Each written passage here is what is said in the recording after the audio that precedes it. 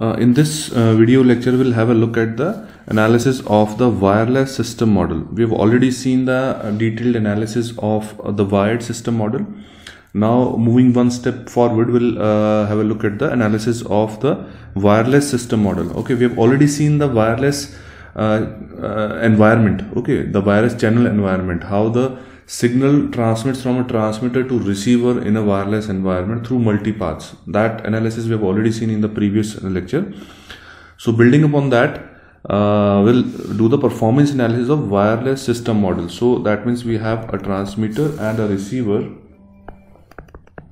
and we have a wireless channel in between the transmitter and a receiver. So this channel can be said equivalent to a two-step process. That is, we have a fading channel coefficient H that will be a critical factor during the signal propagation, and we also have a AWGN noise at the receiver, and that will affect the signal propagation, right?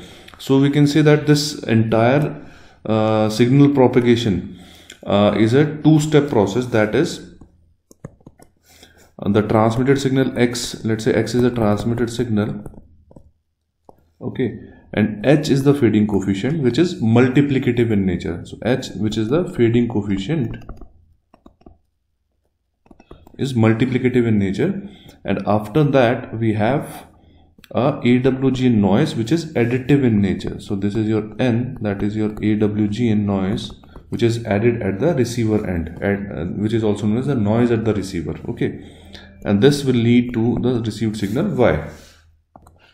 So we can say that this wireless signal transmission is a two-step process. One is multiplication with the fading coefficient H, that is a critical parameter for any wireless channel, and second step is adding the noise at the receiver end, which is your AWGN noise. Hence the wireless system model can be represented mathematically as Y is equal to H of X plus N, where X is your transmitted symbol, H is your fading coefficient, and N is your AWGN noise. So this is your wireless system model. Okay, so this N, we say that it is a AWGN noise with mean 0 and variance sigma square. For the ease of the analysis, we assume that the mean is 0 and the variance is sigma square, so we represent it as 0 sigma square. Alright, now another important parameter for any communication system model is signal to noise ratio. Now let us analyze the signal to noise ratio for this system. Alright, so signal to noise ratio is the ratio of signal power to the noise power, signal power to the noise power. Alright, so now we know that the received signal is what? H of X. H of X component consists of your received signal, and N is your noise. So this is H of X is your received signal. This is nothing but your received signal, and hence the received power, the power of this received signal would be modulus of H square and expectation of X square, which is nothing but equal to H square into P. Let us assume the transmitted symbol power is P.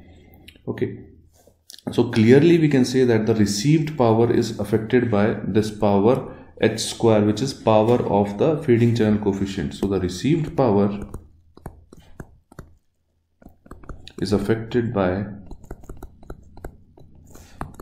the power of fading coefficient, which is quite intuitive, that is modulus of H square, right? And if you recall from the previous lecture that we have seen, the nature of this fading coefficient is complex exponential in nature, that is a e raised to power j5. We can generalize the fading coefficient as this. So this leads to this modulus of H equal to A, right, which is the magnitude of this fading coefficient. Okay, so A is what? The magnitude of the fading coefficient. So the effective signal to noise ratio, effective signal to noise ratio would be signal power. Signal power is what? This modulus of H square into P, so which is nothing but square into P divided by sigma square, which is noise power, and that is equivalent to a square into p by sigma square, or we call it as a square into SNR. This is your effective signal to noise ratio, where this is signal to noise ratio for only the case of where this signal to noise ratio is the SNR for, you can say, only a wired system. Okay, so this is your SNR for wired scenario. Alright, so the effective signal to noise ratio in case of a wireless system is a square times of SNR, right, where a is the magnitude of the fading coefficient, as simple as that. Now we know, moving on to the next step, the instantaneous BER,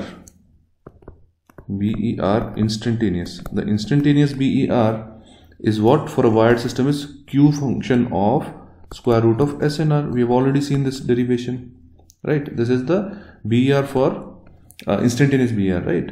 So now if we substitute this effective SNR over here, we find that this instantaneous BER comes out to be Q function of square root of a square into SNR, isn't it?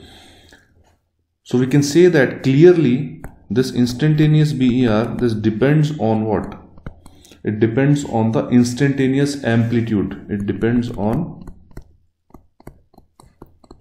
instantaneous amplitude A of the random channel coefficient.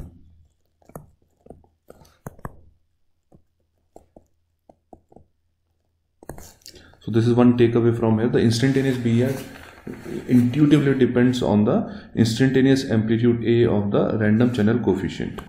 Now once we have the instantaneous BER with us, we can easily find out the average BER.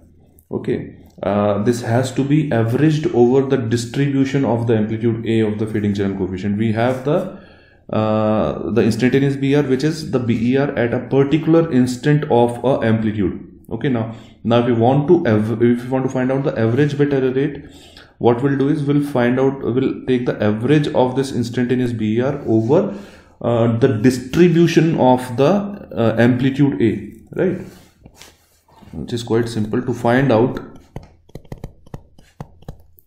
the average BER, we take the average of this instantaneous BER over the distribution of the amplitude A of the fading channel coefficient.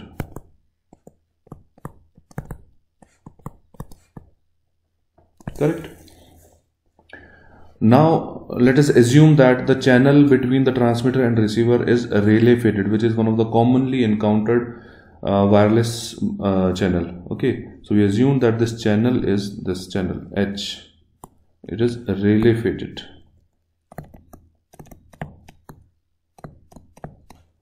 And we've already seen the distribution of Rayleigh fading in the previous lecture. The distribution of Rayleigh fading, the amplitude of the Rayleigh faded coefficient is twice of A e raised to power minus A square. This is the PDF of the amplitude of the Rayleigh faded channel distribution. Alright, now we have seen that we know that to find out the average bit error rate, we need to take the average of instantaneous BER over the distribution of the amplitude, which is assumed to be Rayleigh faded, right? Hence we can say that the average BER average is equal to integration 0 to infinity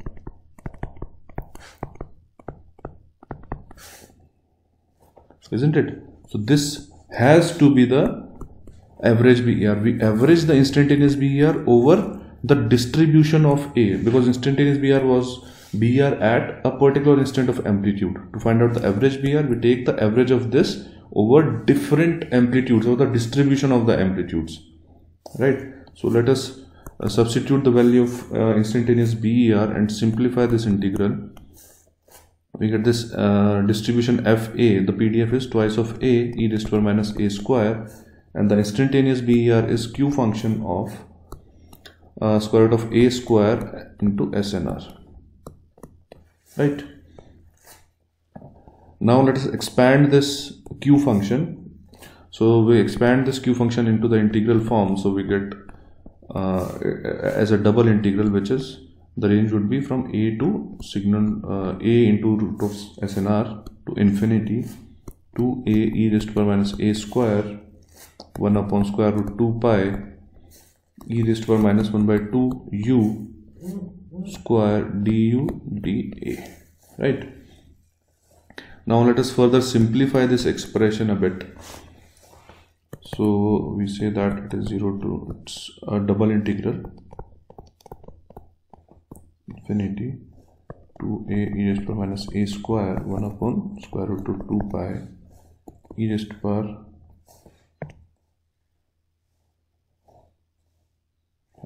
minus u square by 2 du dA, right? So if we simplify this expression, this double integral expression, the bit error rate comes out to be 1 by 2. Using some approximations as well, it comes out to be 1 by 2 into 1 minus square root of SNR divided by 2 plus SNR. This is the average BER of a wireless system model for over a Rayleigh faded channel. Okay, so this is your average bit error rate of a wireless system model over Rayleigh faded channel coefficient with BPSK modulation.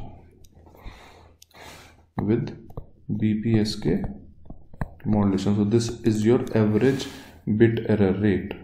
If you compare it with the average bit error rate of the your wired system, so it was BER was q function of square root of SNR only. So this was for the wired system, and this is for the wireless system considering these conditions, Rayleigh faded channel coefficient. So you can clearly figure out the difference between the two. We'll have a look at the difference mathematically as well. That will give you a better insight of the wireless system. So let us understand this difference in the bit error rate expressions of wired and a wireless communication system model with the help of an example, let's say. So let us assume that we have a numerical problem which is to find the approximate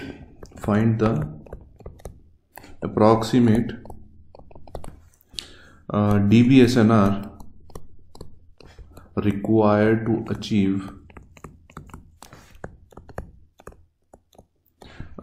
bit error rate equal to 10 raised to power minus 6 for BPSK transmission over, now we have two cases. First one is your wired channel, or which is also known as AWGN channel. We commonly call it as AWGN channel.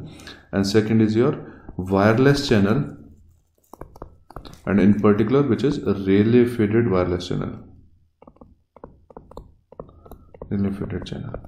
So this will give you a clear idea about the differences that we encounter while dealing with the wired and the wireless system. So the question is to find out the SNR that is required to achieve bit error rate floor of 10 raised to power minus 6 for both these two cases, right? Now let us simplify it. Let us do it for the first case, that is the wired case. For the wired scenario, the signal to noise, the bit error rate expression is q function of square root of SNR, and we have already seen the approximate expression for this is 1 by 2 into e raised to power minus half SNR, right? So we can say that this let us use this approximate expression for the simplicity. So 1 by 2 e raised to power minus 1 by 2 SNR is equivalent to 10 to power minus 6.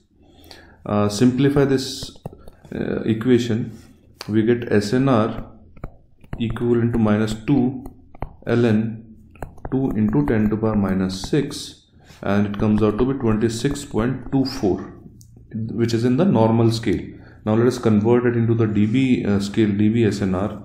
So SNR in dB would come out to be 10 log base 10, 26.24, which is approximately equal to 14.19 dBs. Okay, so the SNR required for a wired system to achieve an error floor of 10 to the power minus 6 is 14.19 dBs. Now let us do the same exercise for the wireless channel. The expression of bit error rate for wireless channel is half, which we have just now derived, is half 1 minus signal to noise ratio by 2 plus SNR, and this is, let's say, equivalent 10 to the power minus 6. Simplify this equation.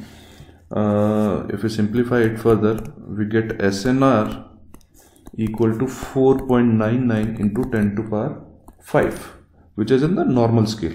So SNR dB, equivalent SNR dB would be 10 log base 10 of 4.99 into 10 to the power 5, and so this comes out to be approximately 57 dBs. SNR dB. So this is the SNR required for a wireless channel.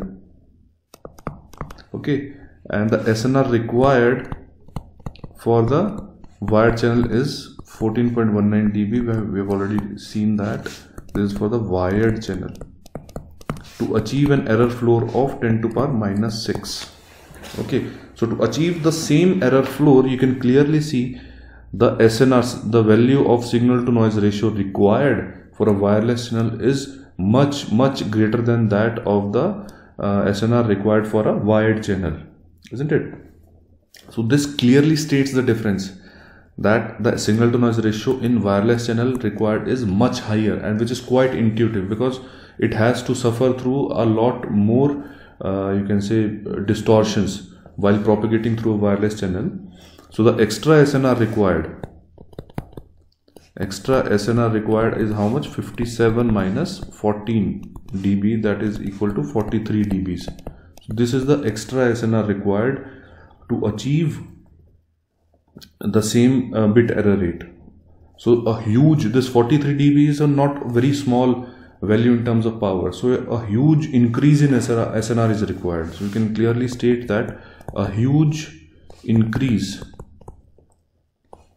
in the SNR is required to achieve the same bit error rate, right? Now let us have a look at it from a different perspective, that is, how large is increase in the transmit power? How large is the increase in the transmit power for similar noise power? Okay, how large is the increase in the transmit power for similar noise power sigma square?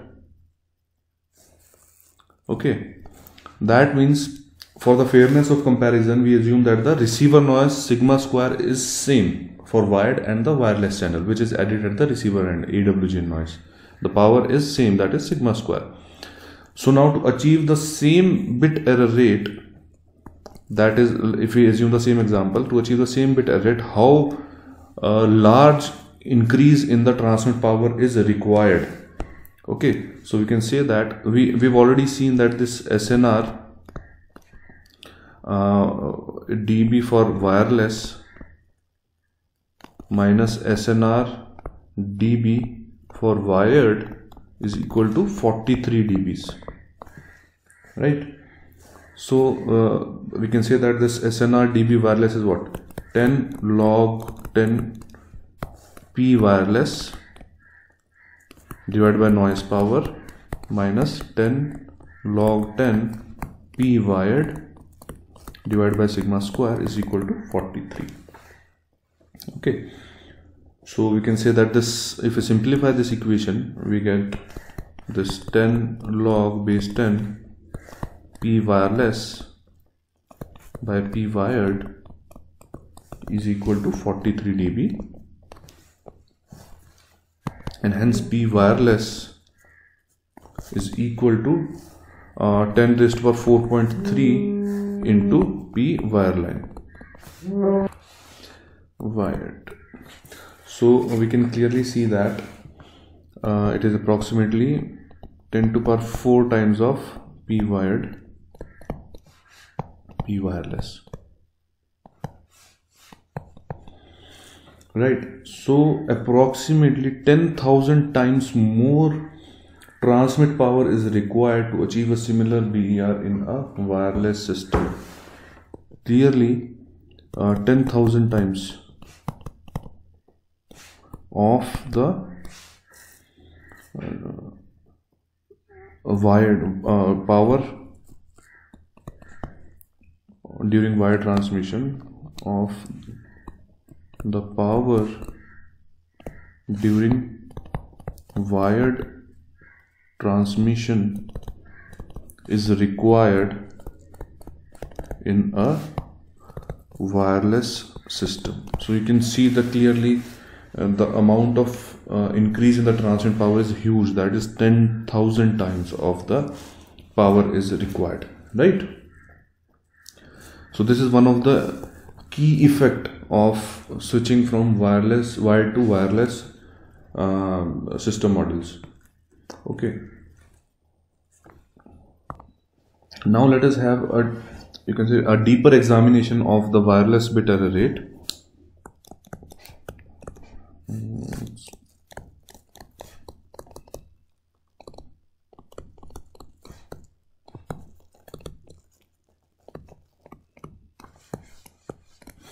Okay, why does the SNR required rises drastically? Okay, let us examine the reason for that. Okay, why SNR requirement rises drastically in wireless scenario. Let us examine the reason for that. Okay, so the BER expression for relay faded channel, we have already seen it is 1/2 1 minus square root of SNR divided by 2 plus signal to noise ratio, right? Let us manipulate this mathematical expression a bit. We can write it as 1/2 to 1 minus square root of 1 by 1 plus 2 by SNR, right? Which can be said to be equivalent as 1 minus 1 plus 2 by SNR raised to power minus 1/2. And this can be approximated as 1/2 into 1 minus 1/2 into 2 by SNR, isn't it? And this is nothing but approximately equal to 1/2 SNR. So this is the approximate value of bit error rate, average bit error rate, right? This is equation number 1. Now let us find out the asymptotically tight bit error rate expression. Asymptotically tight bit error rate expression. By asymptotically we mean SNR at high, by asymptotically we mean bit error rate at higher values of SNR. BER at high values of SNR. Okay, so let us analyze the BER expression at very high values of SNR. Okay, so if you recall, the bit error rate, average bit error rate expression for this relay faded channel was this. We average it over the PDF Q function of square root of A square into SNR. We have seen that in today's video only. So if you simplify it a bit, it becomes 2AE minus square Q function of A square SNR dA. Now I will use over here an alternate representation of Q function.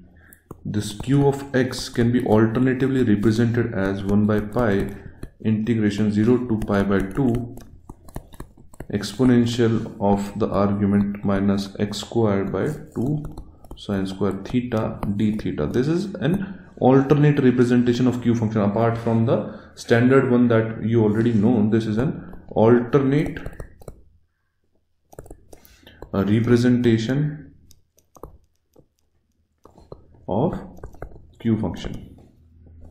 Alright, so bit error rate is equivalent to 0 to infinity. We substitute this alternate representation of q function over here. It becomes 1 by pi integration 0 to pi by 2 exponential of the argument minus a squares SNR divided by 2 sine square theta d theta dA. Okay, to simplify this expression, till now we have not used the assumption of high SNR. We'll be using that in the later part of this derivation. It is in double integral 0 to infinity and 0 to pi by 2 2a e raised to power minus a square exponential minus a square SNR divided by 2 sine square theta d theta dA. Now let us interchange the order of integration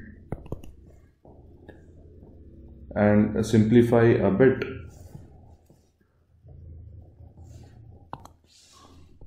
So 1 by pi 0 to infinity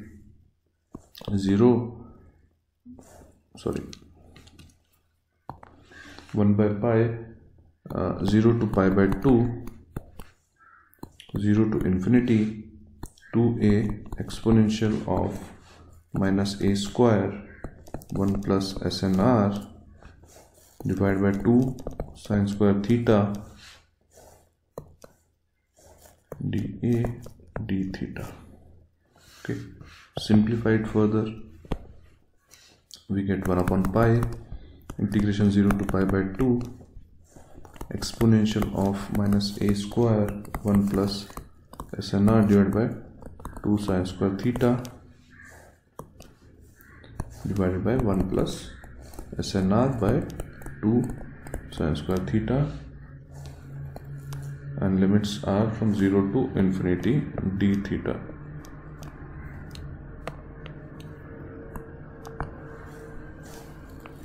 So d theta.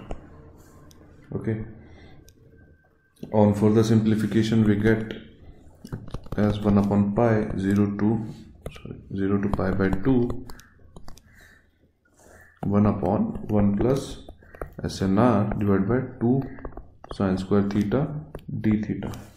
Now let us bring in the assumption of high SNR. So at high SNR, where SNR tending towards, you can say, infinity, this 1 plus SNR divided by 2 sine square theta can be approximated as SNR divided by 2 sine square theta. That's a valid assumption. So now substitute this assumption in that expression, above expression. So BER is approximately equal to 1 by pi integral 0 to pi by 2 1 upon SNR divided by 2 sine square theta d theta. And if you simplify this expression, so it becomes 2 upon SNR into 1 upon pi into 1 by 2 into pi by 2, and this is equivalent to 2 by SNR. So this is asymptotic bit error rate of the wireless channel, and it is the exactly same expression which is derived before. That was the approximation of the bit error rate, which was equation number 1. You can scroll up and see the equation number 1. It is the approximate value of the exact expression, that is 1 by 2 SNR, and the asymptotic expression, which is the bit error rate at higher values of SNR when SNR tend towards infinity, is 2 upon SNR, which is quite exactly same rather. Okay, so the important takeaway from here is that BER in wireless channel is proportional to 1 upon SNR. It decreases in this proportion, 1 upon SNR. Right? And if you recall, the BER in wired or AWGN type of channels is proportional to e raised to power minus 1 by 2 SNR. It is proportional to negative exponential. So in case of wired or AWGN channel, the bit error rate decreases exponentially with signal to noise ratio. With increase in signal to noise ratio, the bit error rate decreases exponentially. But here the relationship is only inverse. So we can clearly say that the bit error rate decreases, the bit error rate decrease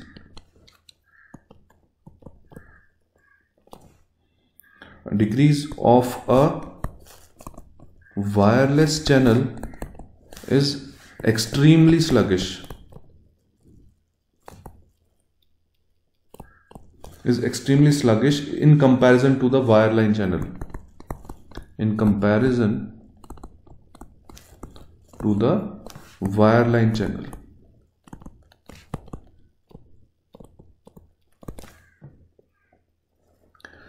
With respect to SNR, obviously, because for wired it decreases exponentially, but for the wireless channel it is proportional to 1 by SNR only. So this is one way to understand the extremely high BER of a wireless channel. Why there is extremely high BER for the same SNR, or for a same bit error rate a high SNR is required, okay, in case of wireless channels.